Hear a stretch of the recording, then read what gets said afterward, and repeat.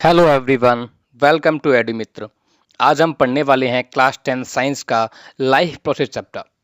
इस वीडियो में हम पढ़ेंगे ट्रांसपोर्टेशन के बारे में। Let's start. What is transportation? Transportation can be defined as the movement of any substance from one place to another in a body of an organism.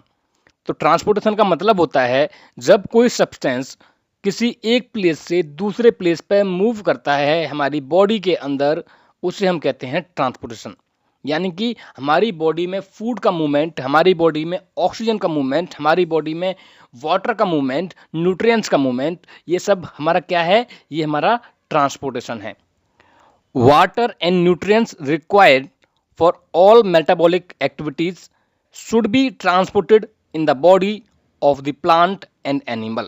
तो water and nutrients ये required होते हैं for the metabolic activities, और हमारे plant और animal की body में ये ट्रांसपोर्ट होते रहते हैं। द वेस्ट मटेरियल और excretory products should also move to the region of excretion.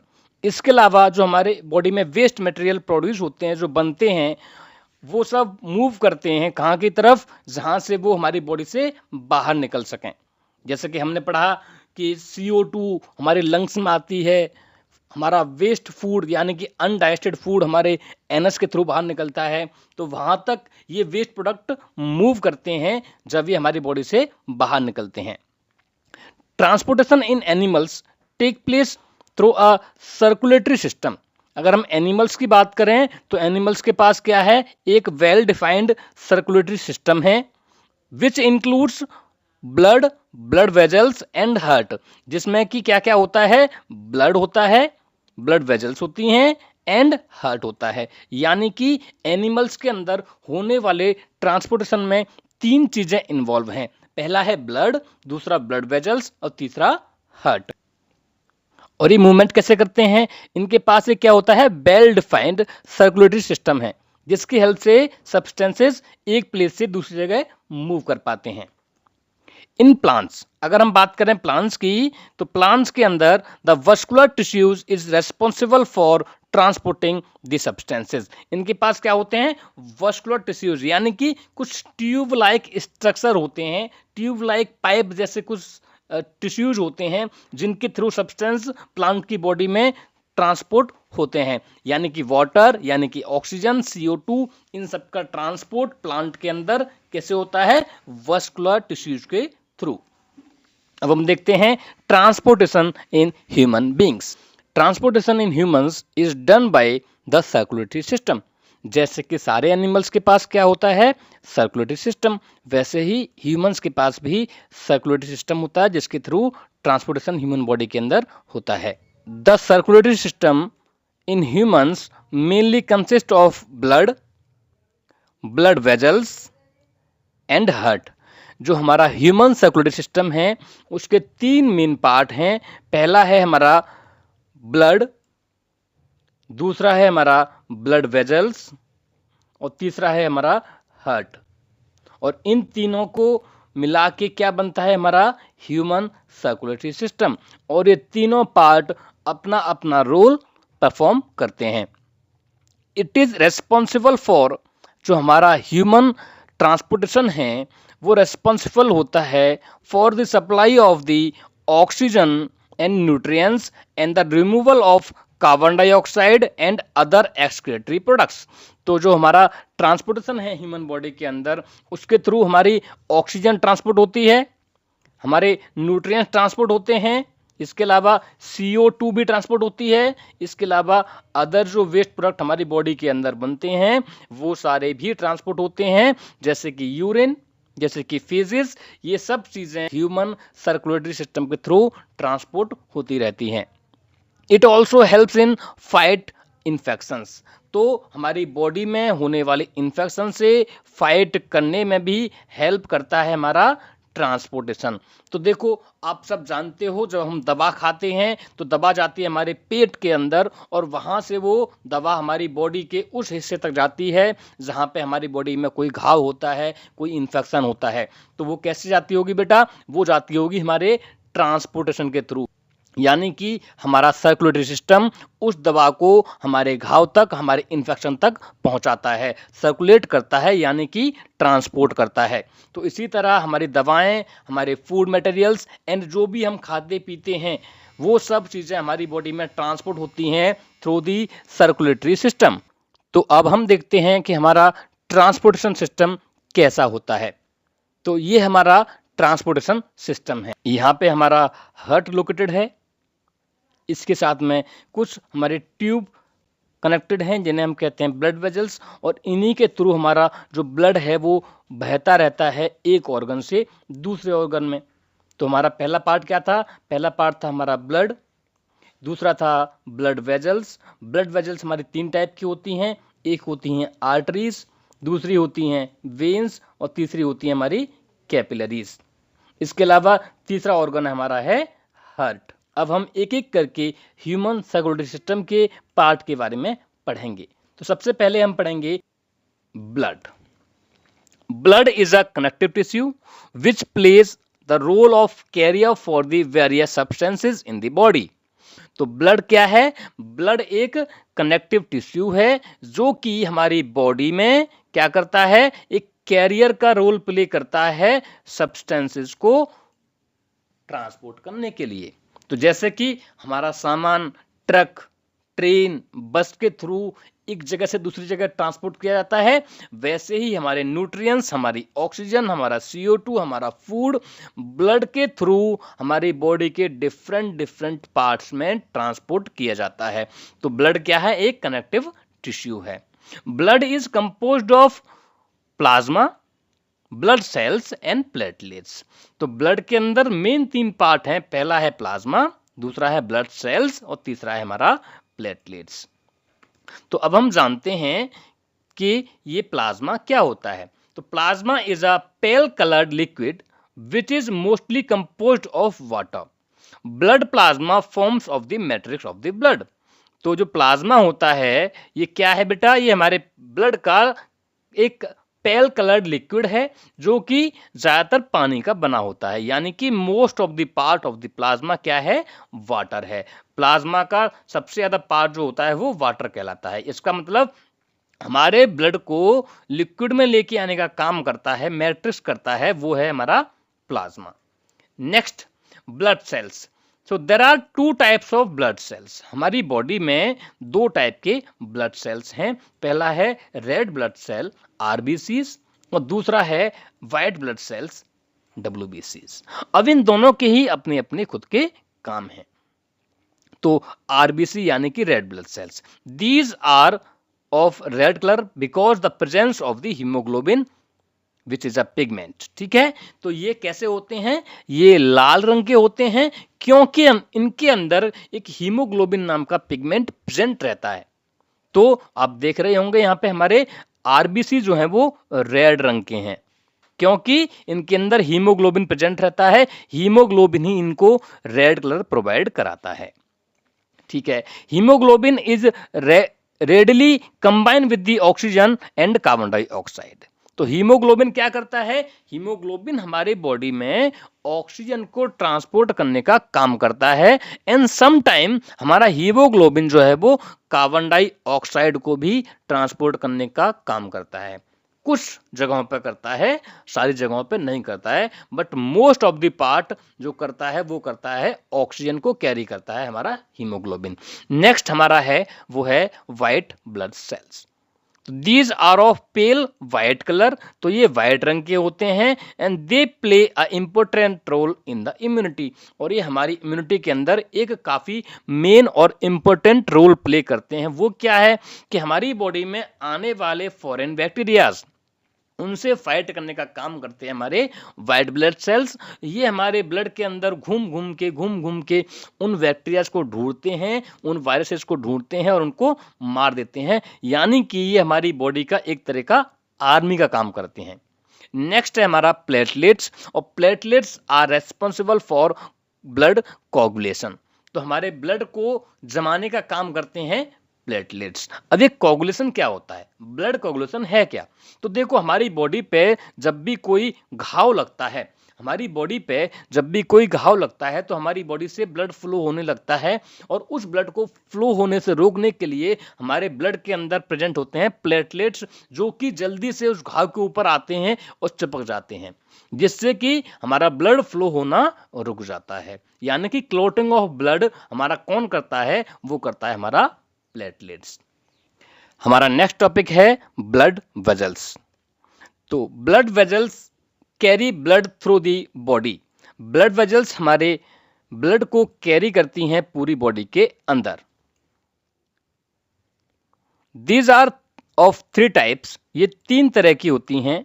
एक होती है हमारी आर्टरीज, दूसरी होती हैं वेन्स, एंड तीसरी होती हैं ब्लड कैपिलरीज। तो ब्लड वेजल्स हमारे ब्लड को पूरी बॉडी में कैरी करती हैं, ट्रांसपोर्ट करती हैं, और ये 3 टाइप की होती हैं। एक होती हैं आर्टरीज, दूसरी होती हैं वेन्स, और तीसरी होती है हमारी कैपिलरीज। सो पहले हम जानते हैं आर्टरीज क्या होती हैं। आर्टरीज कहीं यहां प्रेजेंट हैं एंड वेन्स कहीं यहां प्रेजेंट हैं, और बीच में आप देख रहे होंगे ये हमारी कैपिलरीज हैं। तो पहले हम पढ़ते हैं आर्टरीज के बारे में। These are the thick-walled vessel which carry oxygenated blood from the heart to the different organs. तो ये वो वेजल्स होती हैं जिनकी वॉल काफी थिक होती है एंड ये हमेशा कैरी करती हैं ऑक्सीजन वाले ब्लड को from the heart to the different organs.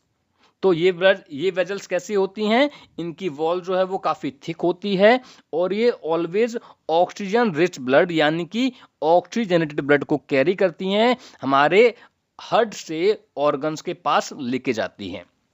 ध्यान रखोगे, आर्टरीज हमेशा ऑक्सीजनेटेड ब्लड को कैरी करती हैं और उस ब्लड को ये हमारे हार्ट से ऑर्गन्स के पास लेके जाती हैं। Next, pulmonary arteries are the exceptions. But यहाँ पे एक एक्सेप्शन है। एक्सेप्शन मतलब कि हमारी हर एक आर्टरी जो है वो ऑक्सीजन वाले ब्लड को कैरी नहीं करेगी बेटा। एक आर्टरी ऐसी भी है हमारी बॉडी के अंदर जो कि डीऑक्सीजनेटेड ब्लड को कैरी करती है, और ये हमारे उस ब्लड को हार्ट से लंग्स के पास लेके आती है। तो ध्यान रखोगे, जितनी भी आर्टरीज हमारी बॉडी में हैं वो सब की सब ऑक्सीजनेटेड ब्लड को कैरी करती हैं, बट हमारी जो प्लमोनरी आर्टरी है, जो हमारी पल्मोनरी आर्टरी है, वो डीऑक्सीजनेटेड ब्लड को कैरी करती हैं और वो उस ब्लड को हमारे हार्ट से लंग्स के पास पहुंचाती हैं, जहां पे कि हमारे ब्लड के अंदर फिर से ऑक्सीजन डिजोल्व हो जाती है और वो डीऑक्सीजनेटेड ब्लड फिर से ऑक्सीजनेटेड हो जाता है। ठीक है, तो हमको समझ में आया कि आर्टरी क्या होती है। नेक्स्ट है हमारा वेन। तो वेन्स क्या होती हैं? These are the thin walled vessels. तो पहली बात तो यह है कि इनकी वॉल जो होती है काफी थिन होती है। नेक्स्ट क्या है? They carry deoxygenated blood. तो जैसा कि हमारी आर्टरी कैरी कर रही थी ऑक्सीजनेटेड ब्लड को, और ये कैरी करती हैं डीऑक्सीजनेटेड ब्लड को from the different organs to the heart. तो हमारी आर्टरी लेके जा रही थी हार्ट से ऑर्गन्स के पास, और हमारी वेन्स लेके जाती हैं ऑर्गन से हार्ट के पास। Pulmonary veins are the exceptions. यहां पे भी पल्मोनरी वेन जो है वो एक्सेप्शन है। पल्मोनरी वेन हमेशा क्या कैरी करती हैं बेटा? वो ऑक्सीजनेटेड ब्लड को कैरी करती हैं, लंग्स से हार्ट के पास लेके आती है। तो हमने क्या पढ़ा? वेन्स जो हैं वो हमेशा डीऑक्सीजनेटेड ब्लड को कैरी करती हैं और ऑर्गन से हार्ट के पास लेके जाती हैं। बट यहाँ पे हमने क्या पढ़ा? एक और चीज कि पल्मोनरी वेन्स एक ऐसी वेन है जो कि ऑक्सीजनेटेड ब्लड को कैरी करेगी और हमारे लंग्स से हार्ट के पास लेके आएगी। Valves are present in the veins to prevent the backflow of the blood. अब देखो, हमारे जो ब्लड वेजल्स, जो हमारी वेन्स होती हैं, वेन्स के अंदर, यहाँ वेन्स के अंदर वॉल्स लगे होते हैं जो कि ब्लड को बैक फ्लो होने से रोकते हैं। नेक्स्ट है हमारा capillaries. These are the vessels which have single celled wall. तो ये वो वेजल्स हैं जिनकी जो वॉल है वो एक्सट्रीमली थिन होती है, बहुत ही ज्यादा पतली होती है, और ये सिंगल सेल से बने होते हैं। इसके अलावा the gaseous exchange take place between blood and cells at the capillaries. तो हमारा जो गैसियस एक्सचेंज होता है, जो हमने पढ़ा था कि हमारे ब्लड से CO2 निकाल दी जाती है और ऑक्सीजन हमारे ब्लड में आ जाती है, वो भी थ्रू दी कैपिलरीज या फिर कैपिलरीज के थ्रू ही होता है। अब हम एक बार क्विकली देख लेते हैं कि क्या डिफरेंसेस है हमारे आर्टरी और वेन के बीच में। तो अगर हम देखें तो ब्लड के हिसाब से आर्टरीज कैरी करते हैं हमारे उस ब्लड को जिसमें ऑक्सीजन होती है, जिसमें न्यूट्रिएंट्स होती है, बट हमारा जो ब्लड वेन्स कैरी करती हैं वो पहली बात तो इम्प्योर होता है एंड डीऑक्सीजनेटेड होता है। इसके अलावा उसमें वेस्ट मटेरियल भी होते हैं। तो ध्यान रखोगे, हमारा आर्टरी कैरी करती है प्योर ब्लड को, ऑक्सीजन वाले ब्लड को, न्यूट्रिएंट्स वाले ब्लड को, बट वेन कैरी करती है हमारे इम्प्योर ब्लड को, CO2 वाले ब्लड को, यानी कि वेस्ट मटेरियल जिसके अंदर होते हैं उस ब्लड को। अगर हम बात करें वॉल्स की, तो आर्टरीज की वॉल्स काफी थिक होती है एंड हाईली मस्कुलर होती है, रिजिड होती है, बट वेन्स की वॉल जो होती है काफी कोलैप्सिबल होती है, थिन होती है, काफी पतली होती है और आसानी से टूट भी सकती है। अगर हम बात करें कि इनकी लोकेशन कहां पे है, तो they are deeply situated within the body. ये हमारी बॉडी के हर एक हिस्से में है, ठीक है, काफी डीप, मतलब कि हमारे अगर हम बात करें हमारा हाथ है मान लीजिए ये, और इस हाथ के अंदर कहां होगी, तो ये काफी गहराई में होगी। कहां पे? हमारी आर्टरी जो होती है काफी गहराई में होती है, बट हमारी जो वेन्स होती हैं ये कैसी होती हैं, ये हमारी स्किन के काफी क्लोज रहती हैं, बस ऊपर से दिखती है हमको वेन्स होती हैं, तो ये हमारी बॉडी के काफी क्लोज रहती हैं। अगर हम बात करें कलर्स का, तो arteries are red in colour but veins are blue in colour. तो वेन्स हमारी कलर में ब्लू होती हैं और आर्टरीज रेड होती हैं। अगर हम बात करें direction of blood flow, arteries हमारे ब्लड को हार्ट से डिफरेंट डिफरेंट ऑर्गन्स के पास लेके आती हैं, but veins different different organ से हमारे हार्ट के पास लेके जाती हैं। अगर हम बात करें ब्लड प्रेशर का, तो क्योंकि आर्टरीज के अंदर आने वाला ब्लड हार्ट के द्वारा पंप किया जाता है और उसका प्रेशर काफी हाई रहता है, बट वेन्स की जो ब्लड होता है उसमें प्रेशर काफी लो रहता है, क्योंकि वहां पे कोई भी पंपिंग ऑर्गन नहीं होता है, ठीक है। अगर हम बात करें ऑक्सीजन लेवल की, तो जो ब्लड कैरी करता है हमारा आर्टरी, उसके अंदर ऑक्सीजन लेवल काफी हाई रहता है, बट हमारे वेन्स वाले ब्लड के अंदर ऑक्सीजन लेवल काफी लो रहता है। पहले हम पढ़ेंगे ह्यूमन हार्ट के बारे में, देखते हैं कि ह्यूमन हार्ट कैसा होता है। कुछ इस शेप का हमारा हार्ट होता है। The muscular organ which is located near the chest, slightly toward the left in the thoracic region. तो ये हमारे चेस्ट में प्रेजेंट रहता है, थोड़ा सा लेफ्ट साइड में थोरैक रीजन के, यानी कि अगर हम अपने चेस्ट के दो हिस्से करें तो जस्ट मिडिल से थोड़ा सा लेफ्ट साइड में प्रेजेंट रहता है। It is composed of cardiac muscles. इसके अंदर एक डिफरेंट टाइप की मसल्स होती हैं जो हमारी बॉडी में और कहीं नहीं पाई जाती हैं, ओनली कहाँ पे रहती हैं, हमारे हार्ट के अंदर होती हैं, और उन मसल्स को हम बोलते हैं cardiac muscles. The heart is the main pumping organ of the body. हमारी बॉडी के अंदर ब्लड को पंप करने का काम सबसे ज्यादा करता है हार्ट। मेन पंपिंग ऑर्गन क्या है बेटा, हमारा हार्ट है। तो हार्ट हमारी बॉडी में ब्लड को पंप करने का काम करता है। The human heart is divided into 4 chambers. तो जो हमारा ह्यूमन हार्ट है उसमें टोटल 4 चैम्बर होते हैं, which are involve in the transportation of oxygenated and deoxygenated blood. हमारा जो ह्यूमन हार्ट है उसमें 4 चैम्बर हैं और वो चारों चैम्बर चीज़ों को ट्रांसपोर्ट करने में हेल्प करते हैं। अब वो चीज़ें कौन कौन सी हैं बेटा, तो उसमें एक तो है वो ब्लड जिसमें ऑक्सीजन कैरी हुई है, जिसमें लंग से ऑक्सीजन आई है, और दूसरा ब्लड कौन सा है बेटा, दूसरा ब्लड वो है जहां से रेस्पिरेशन होके जो CO2 बनी थी वो CO2 वाला ब्लड। तो वो चारों चैम्बर क्या करते हैं, हमारे ऑक्सीजनेटेड ब्लड और डीऑक्सीजनेटेड ब्लड को ट्रांसपोर्ट करने में इन्वॉल्व रहते हैं। The upper 2 chambers are called atria या एट्रियम एंड वेरेज lower 2 chambers are called ventricles. तो जो हमारे ऊपर के 2 चैम्बर्स होते हैं उनको हम बोलते हैं एट्रिया या फिर एट्रियम, और जो हमारे नीचे के चैम्बर हैं उनको हम बोलते हैं वेंट्रिकल्स। तो ऊपर के चैम्बर एट्रिया या फिर एट्रियम और नीचे के चैम्बर वेंट्रिकल्स कहलाते हैं। तो आप हमारे इस डायग्राम में देख रहे होंगे कि यहाँ पे जो नीचे दो जगह हैं वहां पे कहीं पे लिखा हुआ है right ventricle and left ventricle. यहाँ लिखा हुआ है लेफ्ट एट्रियम और यहाँ लिखा हुआ है राइट एट्रियम। तो इसका मतलब ये जो ऊपर के दो चैम्बर्स हैं इनको हम बोलते हैं एट्रियम या फिर एट्रिया और इनको हम बोलते हैं वेंट्रिकल्स। ठीक है, अब हम एक अपने खुद के डायग्राम की हेल्प से समझेंगे कि आखिर हमारा हार्ट कैसा दिखता है और उसमें ब्लड कहाँ से आता है और कहाँ जाता है और कौन से पार्ट वहां पे हमारे हार्ट के किस काम के लिए इन्वॉल्व रहते हैं।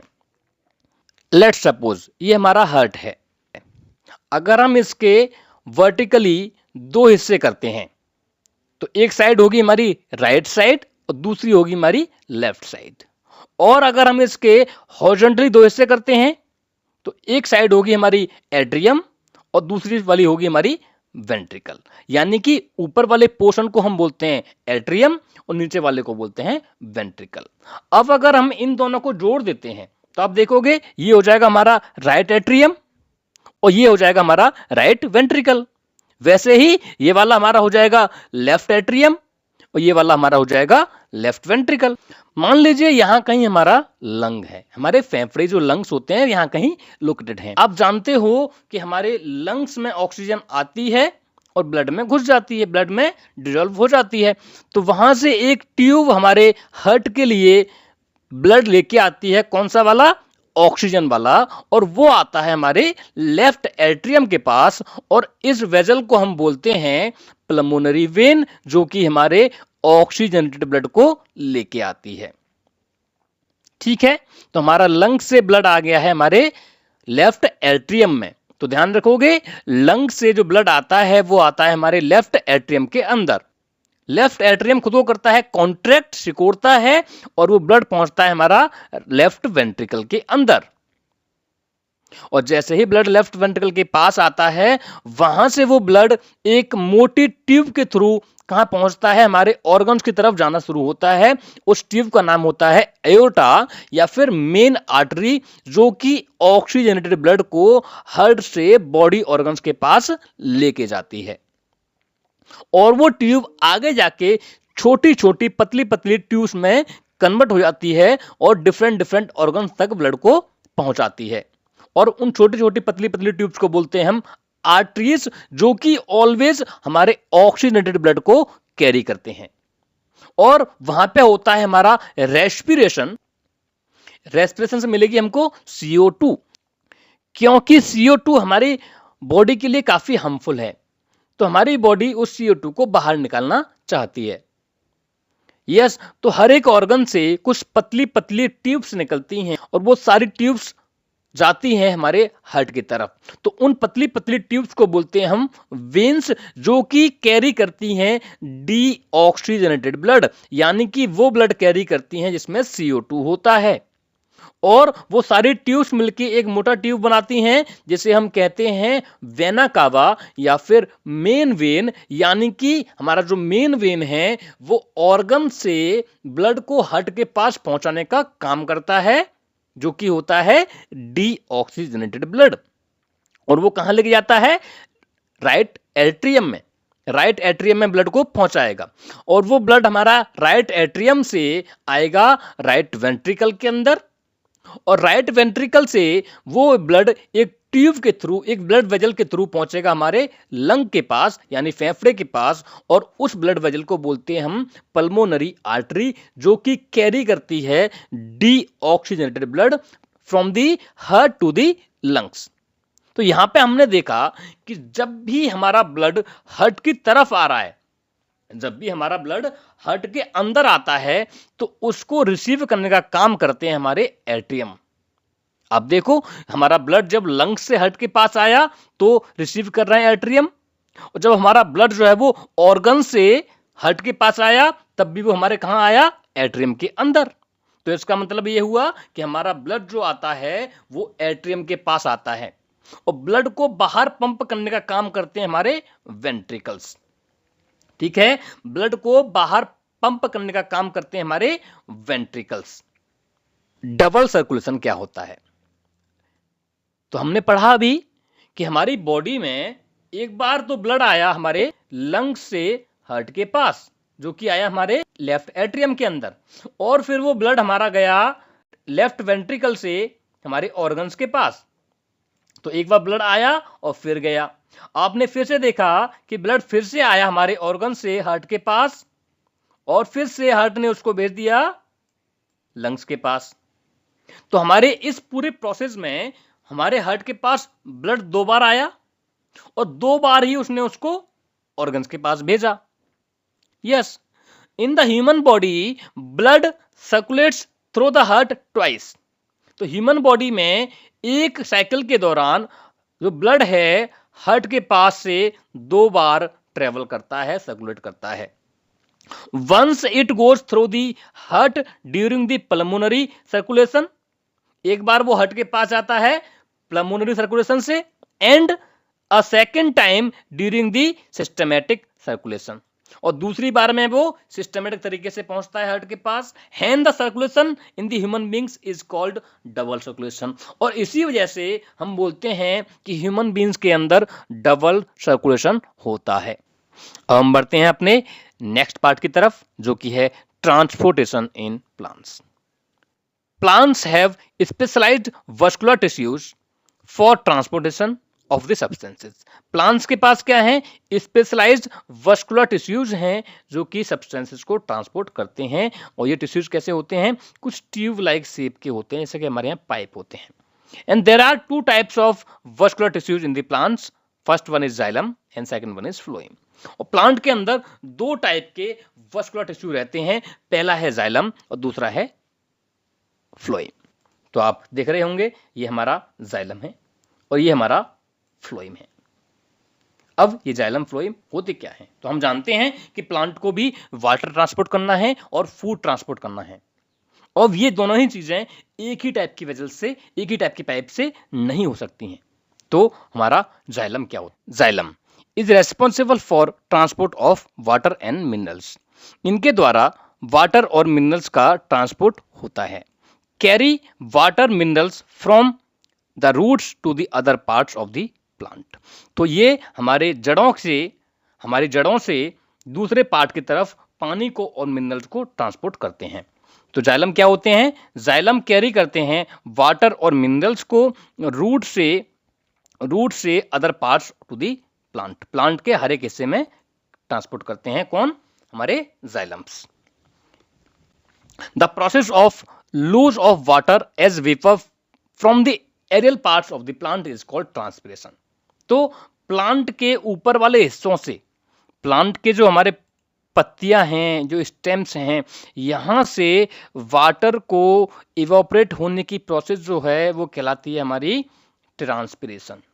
ठीक है, ध्यान रखोगे। हमारी पत्तियों से क्या निकलता है? पानी निकलता है। किसकी फॉर्म में? वेपर्स की फॉर्म में, और इस प्रोसेस को हम बोलते हैं ट्रांसपिरेशन।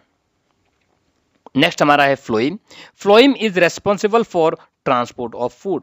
फ्लोएम जो है वो फूड का ट्रांसपोर्ट करती है and carry product of the photosynthesis from the leaves to the other parts of the plant. तो हमारी फोटोसिंथेसिस के दौरान जो भी प्रोडक्ट बनता है, उस प्रोडक्ट को प्लांट के अदर पार्ट्स तक पहुंचाने का काम करता है हमारा phloem. And the movement of food from the leaf to the different part of the plant is called translocation। और उस खाने का, फूड का जो मूवमेंट प्लांट के अंदर हो रहा है उसको हम बोलते हैं ट्रांसलोकेशन। अब यहाँ पे एक और चीज जो जानने की जरूरी है, तो आप देख रहे होंगे कि जब जाइलम पानी को लेके जा रहा है, तो आप देख रहे हो ये पानी को ओनली ऊपर की तरफ ही लेके जा रहा है, यानी कि इसमें जो मूवमेंट होगा मटेरियल्स का वो ओनली अपवर्ड होगा। बट हमारा जो फ्लोएम है वो उसे आप देख रहे हो, ये बेटा नीचे की तरफ भी आ रहा है, यस, एंड ये ऊपर की तरफ भी जा रहा है। तो इसका मतलब हुआ कि फ्लोएम का जो मूवमेंट होता है पार्टिकल्स का, फ्लोएम के अंदर जो फूड होता है उसका मूवमेंट अपवर्ड एंड डाउनवर्ड दोनों हो सकता है, बट जाइलम के अंदर मूवमेंट ओनली अपवर्ड ही रहता है, डाउनवर्ड कभी नहीं होता है। एंड इसी के साथ हमारा ये टॉपिक हुआ कंप्लीट। आगे हम मिलेंगे आपसे अपनी अगली वीडियो में, जिसमें हम पढ़ेंगे एक्सक्रीशन। अगर आपको हमारी वीडियो पसंद आई है तो चैनल को सब्सक्राइब करें और वीडियो को अपने दोस्तों के साथ में शेयर ज़रूर करें।